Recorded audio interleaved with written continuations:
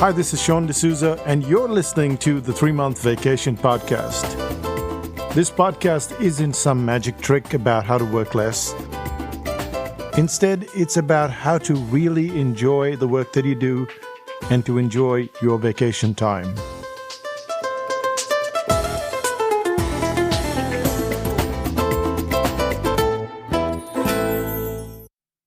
Hi, I'm Sean, and you're listening to the 3-Month Vacation.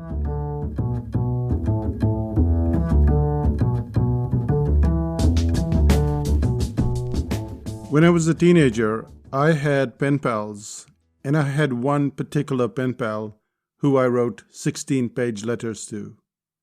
Her name was Marcia. Marcia lived in South Dakota in the U.S., and I'd write to her once or twice a month, and there were these long letters, 14 pages, 16 pages. The cool thing is that she'd write back. She'd write just as frequently, and her responses were equally bulky. We seemed to get along so well that after a few years, she decided to visit India. Her plan was to stay at our house for a while, and then we'd take the trip up north to Delhi, Agra, and a few cities in Rajasthan. On the day she was to arrive, I went to meet her at the airport. I waited there a long time, and then waved frantically as she made her way through the arrivals. After all of this time, there she was right in front of me, and it felt dead. I couldn't explain it, but I didn't like her that much after all. And the feeling, it was mutual.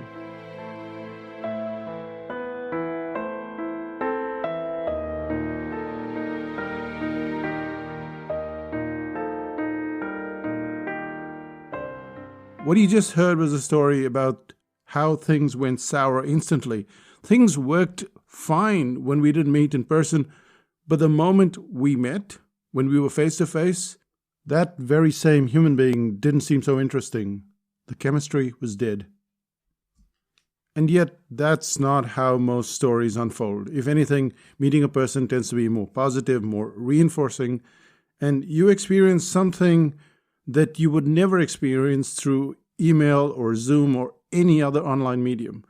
Which is why today I'm making this case for why you should have an online meetup and why you should do so even if just a few or even one or two people show up.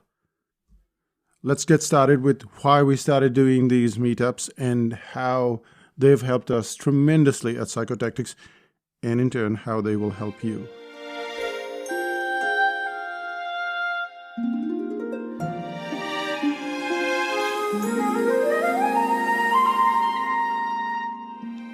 Embarrassingly, when we started out Psychotactics, it had a different name. It was called $1,000,000. And even then, we managed to get people into a room. We had a workshop, our very first workshop in New Zealand. Now, I'm saying workshop, but it was really a seminar. I would stand in front of them and go slide after slide after slide. Yes, we'd have breaks. Yes, I'd have workout sessions.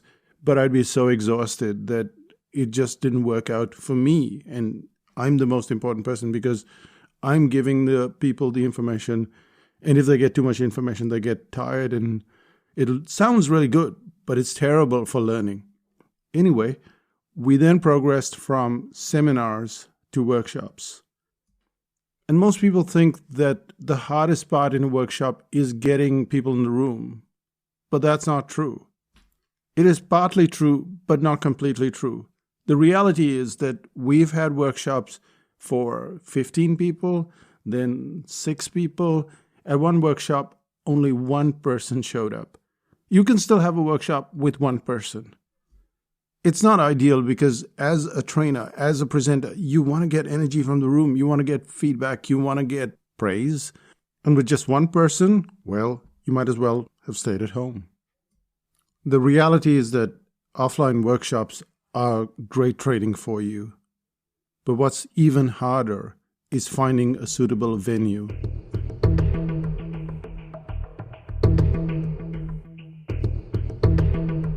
Over the years, we've done so much due diligence. We've found a venue. We've had people go there, look at it, because you don't know what a venue happens to be like. It could be musty. It could be underground.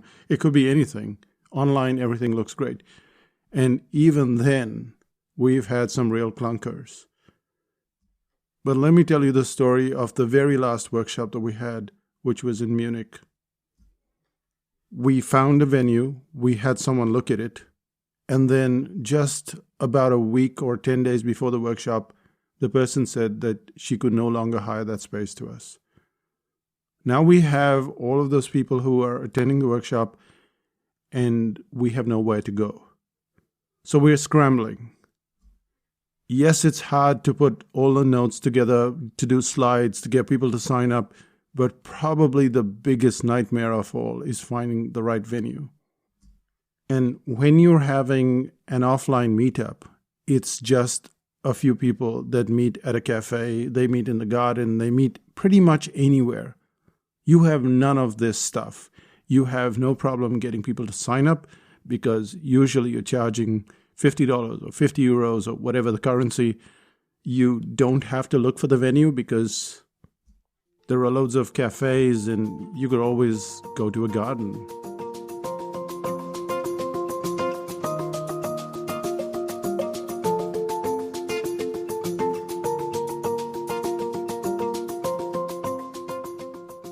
If you ask me, why would you have an offline meetup? Well, this is one of the big reasons. The venue is a nightmare. It's always been a nightmare, and we've been doing this for close to 23 years. We don't have a workshop every year, but we've had workshops quite frequently. We've had them in Singapore, across the US, in Belgium, in Munich, and Frankfurt. We've had them all over the place, and usually the problem is the venue. So the first and the biggest reason, I'm repeating myself, but if you're thinking of connecting with your small group of people, this is what you should do. Go and have tea, go and have coffee, go and have some biscuits. Don't necessarily think like how we started thinking, which is, we have to have a seminar, we have to have a workshop. Look at these people, they have 150 people. You don't have to go to that length at all. What you have to do is get just a few people and just spend a few hours together. And it gets rid of the whole venue problem. And there is an additional benefit. A workshop will cost you around $1,000 a day. That's the venue hire. Coffee is twice a day. A fixed number of tips and gratuities that you have to pay in some countries. We don't have that in New Zealand, but in some countries, you are forced to pay for it. You don't have a choice. You have to pay a fixed amount based on the number of people you have in the room. So the starting point for having this offline meetup of just a few people is because it solves all of these problems, gets rid of all of these headaches. Now that's point one. But point two, which is probably just as important, is how much of a connection you make when you meet offline.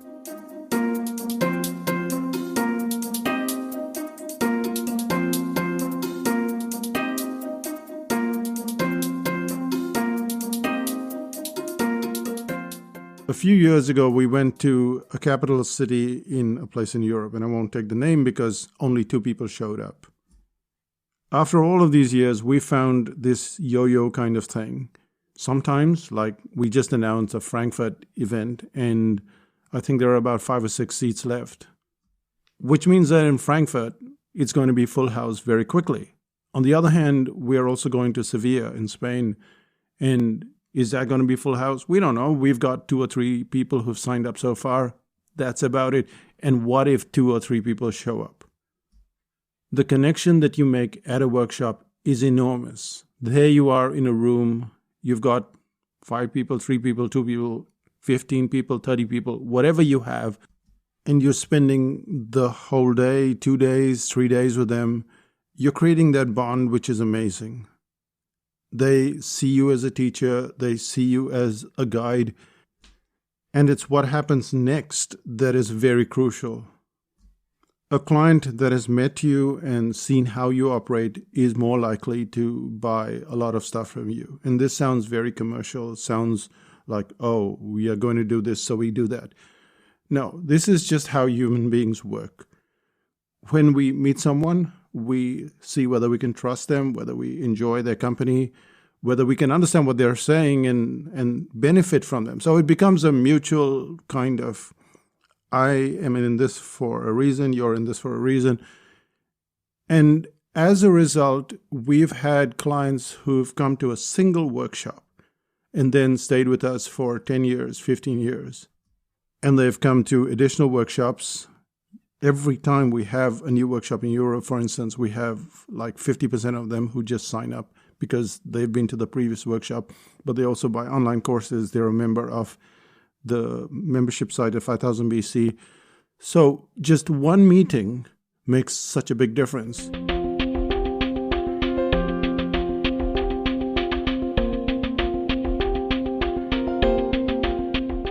Now, remember, I'm talking about workshops all of this while, and you're thinking, what about offline meetups?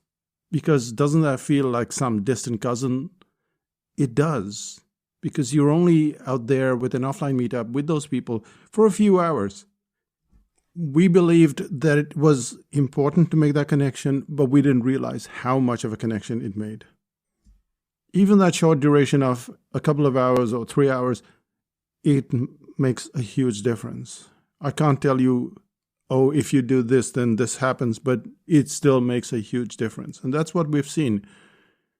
We might think that it's a distant cousin, it's not worth it, but it is worth it. It's worth it first because of the venue, as I mentioned.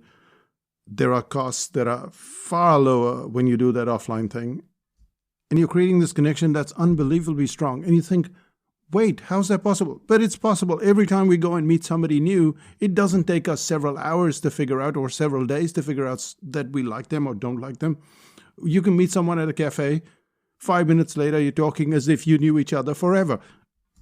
And the opposite might occur as well. But most of the time, it doesn't. Most of the time, what you have is maybe 10 people show up, maybe 5 people show up, and at least a few of them, they connect with you. And when they connect with you, then you have this ongoing relationship, which has been very beneficial for us at Psychotactics. And I think it will be the same for you. A workshop can generate quite a bit of revenue. It still costs a lot of money to get there, to have the venue, to pay all of those fees and stuff. But you can still earn a lot. You don't earn much at an event where you're just having a meetup. But that's not the point. The point is the connection. And there is a reason why you should charge. Which takes us to our third point, which is what are you going to do there and why you should charge. Let's deal with the first one, which is why you should charge.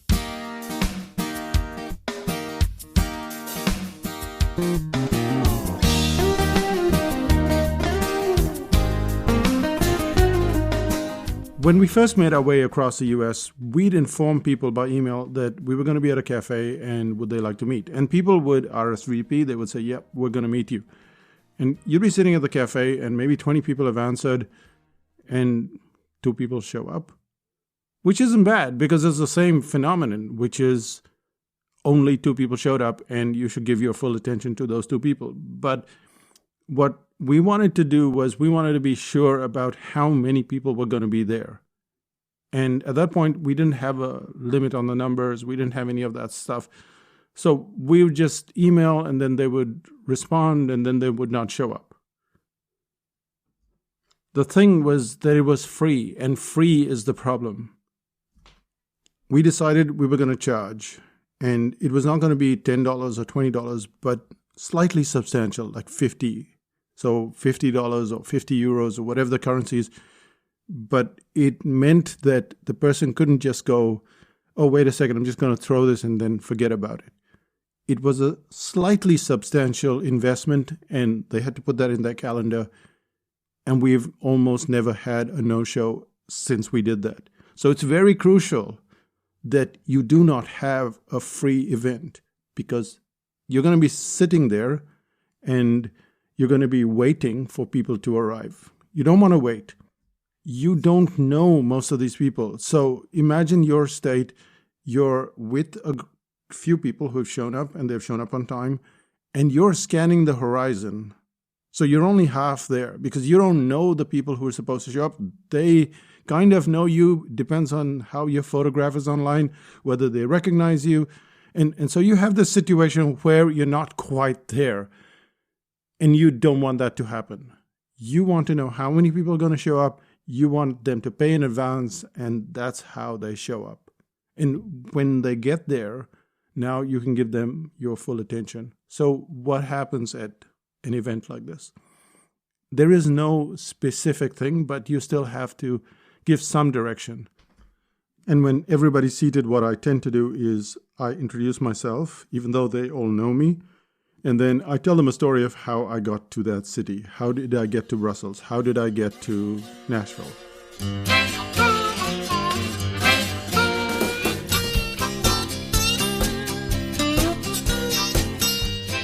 There is a story behind how you got there. And that story is important for the people who are from that place. They want to know how you got there. And I always try and tell that story. Then we tell them that they can order a drink like a coffee or whatever, and it's on us. And of course, we just do that. While all those coffees are coming around, I will ask them to ask me any questions if they have any questions. And it's a slow start, but somebody will go, okay, I have a question. And it goes from there. And what happens is you have this slightly chaotic, disorganized kind of stuff because you can't control the noise. It's not a room, it's a cafe. But everybody is talking to each other, they're making connections. It's like a nice networking meeting where you don't stand up and introduce yourself and have to say what you do and stuff like that. You're just having this connection with people. People are having a connection with each other. And you will draw the kind of audience that you found online. And now you've taken them offline. And they have got a chance to meet. And you are the one that created that connection. You are the one that created that meeting space. Now, I'm an extrovert. I like being with people. So I will announce in advance that it might go past 3 hours. That you have paid for 3 hours, but if we feel like going to lunch, we will go to lunch. If that spills over to dinner, well, so be it. It doesn't have to be that way. You might be an introvert. You like people, but only up to a point, and then you have to go back and rest. So go back and rest. I tend to go and go and go, and I enjoy it. And sometimes that's what we do, and other times we don't do it.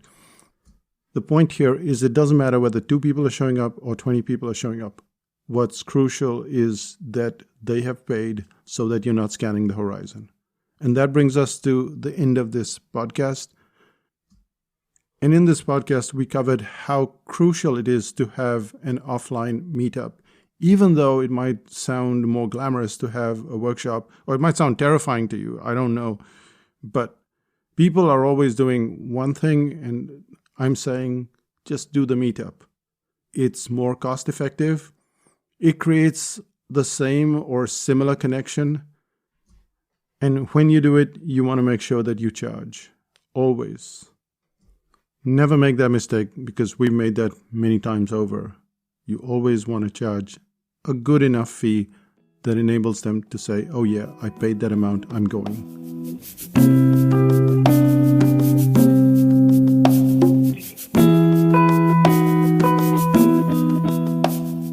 There's one more thing that I haven't covered, and that is the limits. Over the years, we started out with workshops, and we thought we'd like to have 150 people in the room, like a seminar, but we got just 35. Now, you might say 35 is really cool, and it is. It is a lot of people in the room. We went from 35 to 20, and then we got down to about 16. We now have these limits for everything. We have limits for the meetups where we have 15, and Renuka will often say, don't you think we should have like 12? So bringing it down to smaller numbers seems like a slightly pointless exercise. I mean, you want to get more people, don't you? Not fewer people. The reality is that when you have fewer people, you make a much better connection. Maybe you'll make a connection with just 2 or 3 out of 12 people, or maybe 5 people show up and you make a connection with just 1. But you make a connection.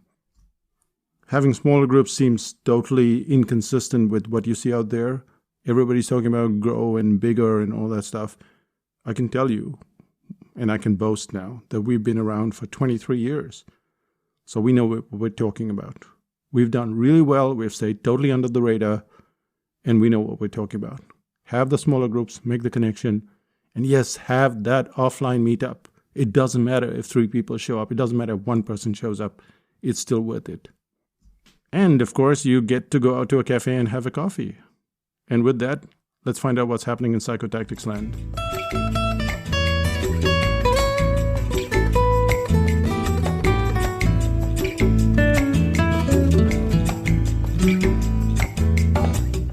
One of the biggest things that's happening is the smallest thing, and that is called the Piccolo series. And Piccolo means small in Italian. And we're going to have small series on headlines or article writing. We haven't decided exactly what goes into each of them, but we will, and we'll let you know. On the other hand, we're also traveling, and we're going to have these offline meetups. The Frankfurt meetup is almost full. You can check it out online and see whether there are any seats left. And then we have another one in Sevilla in Spain. And if you'd like to come there and have a coffee and just sit around with us, well, that's how we're going to spend the day. So we'll see you at one of these meetups, or we'll see you on the Piccolo series later in the year. That's it from me at Psychotactics Land. I'll say bye for now. Bye-bye.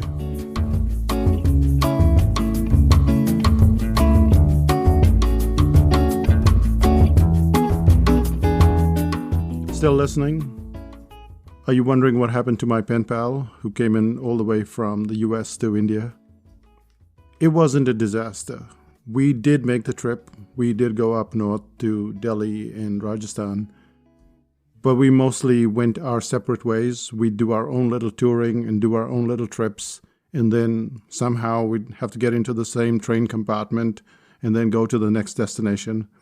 We did this across North India for, I think, a week or 2 before we got back to Mumbai, which was, I don't know, maybe it was called Bombay back then. I don't remember.